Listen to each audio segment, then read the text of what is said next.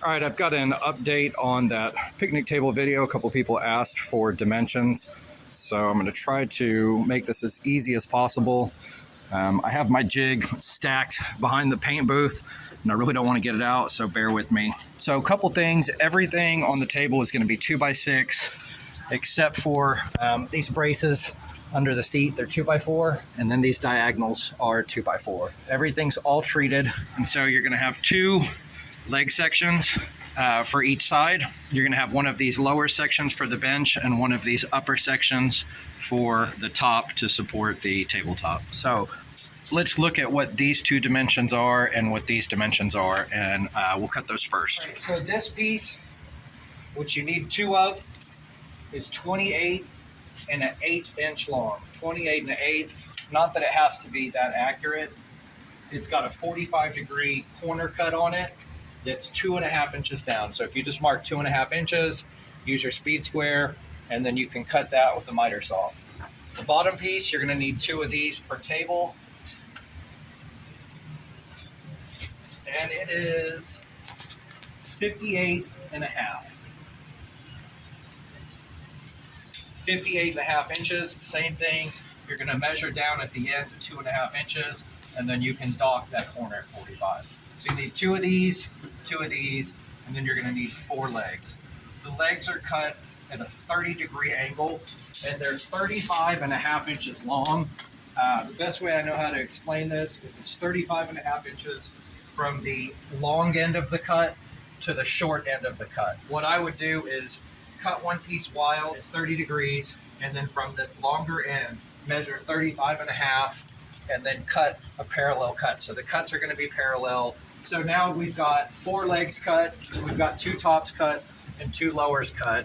And without a jig, you're going to have to set this up manually. You could make a real simple throwaway jig if you have a scrap piece of plywood. But what we're looking at here is that this bottom board is about 11 and a half inches off the ground. So if you are going to make a jig, just screw a piece of 2x4 or a piece of plywood onto a larger sheet of plywood so that you're simulating the floor, you're simulating a straight edge. And it looks like from outside to outside, we're at about 49 and a quarter. Now let's make that 49 inches.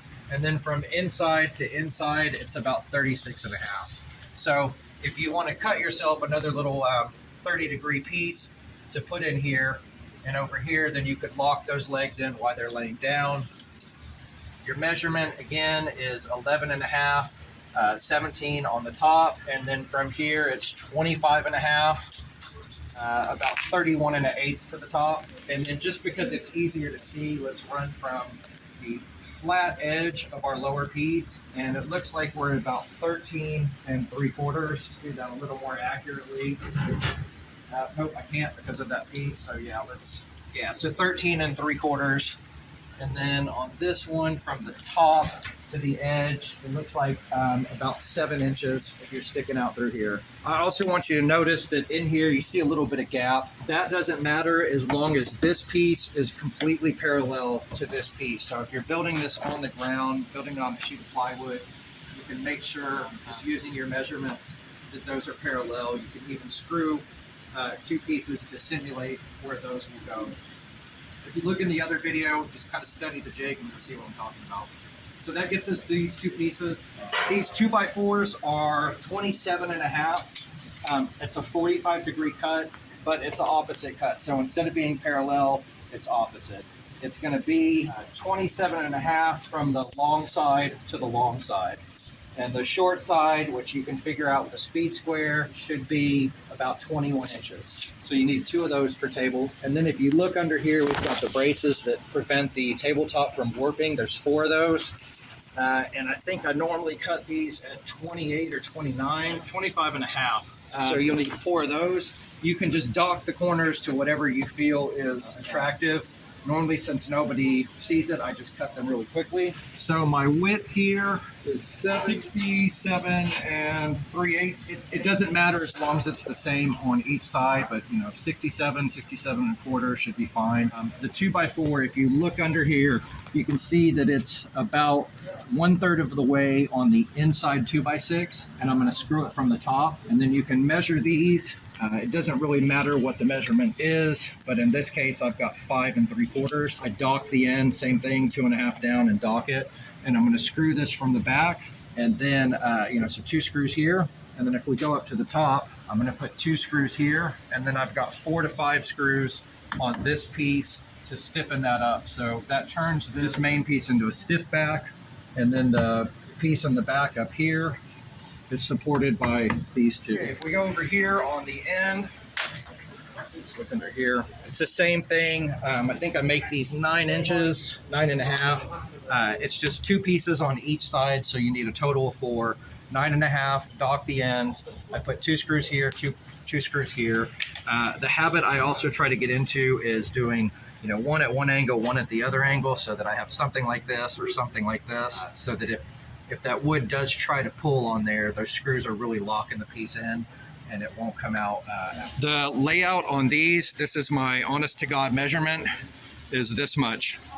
All right, so I normally have a fat knuckle is how much I space this off.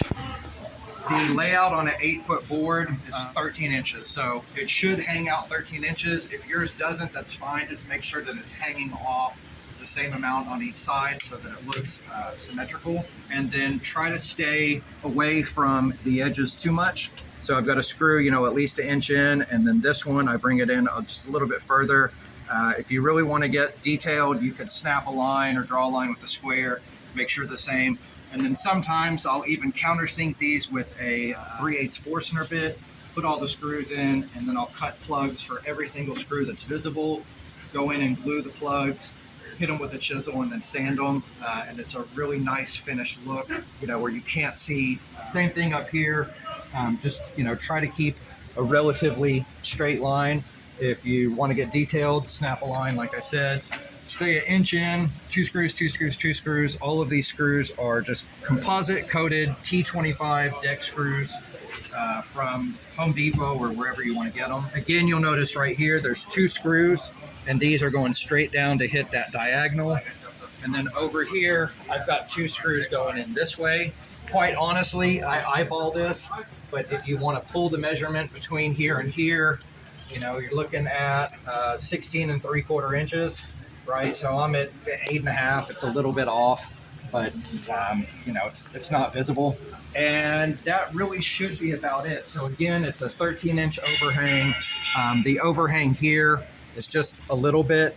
I don't really care what it is as long as it matches on both sides. And so normally what I'll do is I will find the center and put one in, or you can put these 2 on and then just maneuver these about. I like to leave a little bit of a gap just because these are going to shrink and expand depending on the weather and rain, and that should put you good to go. So if you have any questions, hit me up in the comment section, and I appreciate you watching, and I hope you have as much fun building these as we do. All right, I've made a materials list and a cut list for you, so let's go over these pieces. The top piece is 28.125. It says 13, but I just can't do 3 decimals on here. The lower piece is 58.25. The spacing is 48.625 or 48 5/8 inches from end to end. And then it's 11 point, it's like a 1/8 or something spacing from here to here. And then you've got, it should just be 14 inches, so ignore that.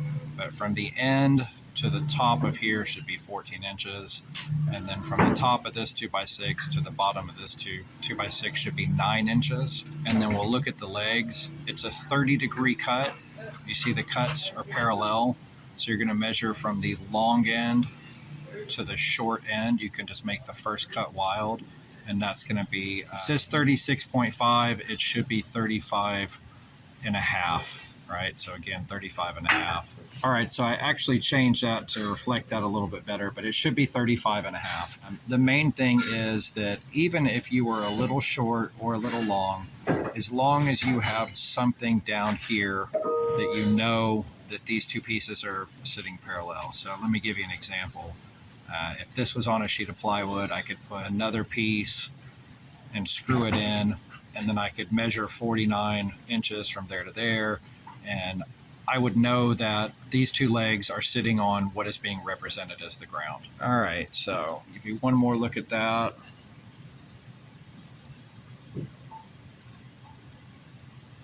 Again, that's a 30-degree cut, and that should be 35.5, but 35.25 would work just as well.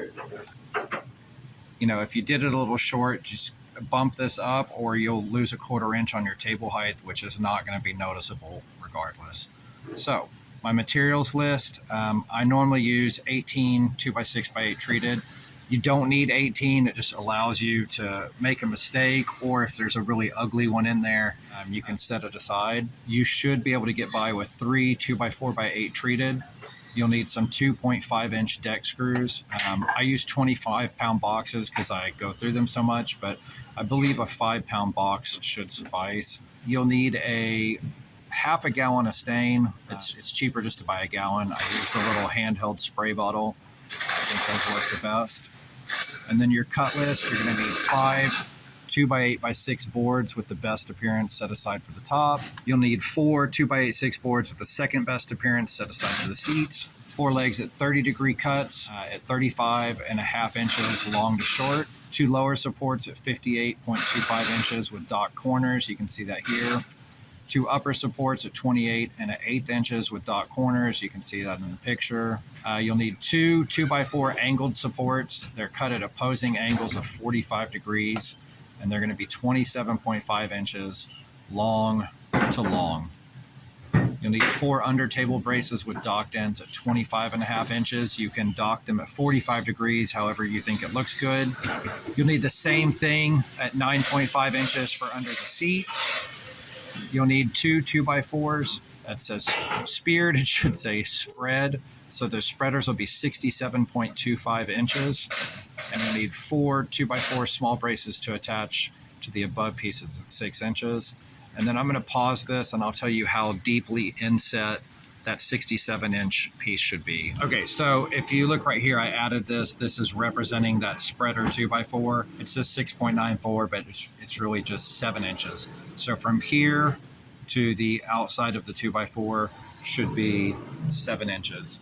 Hopefully that gives you everything you need to know. The rest of the details are in this video as far as the overhang of the 8-foot boards, and you can refer to the video to figure out how I docked all the ends with 45 degrees.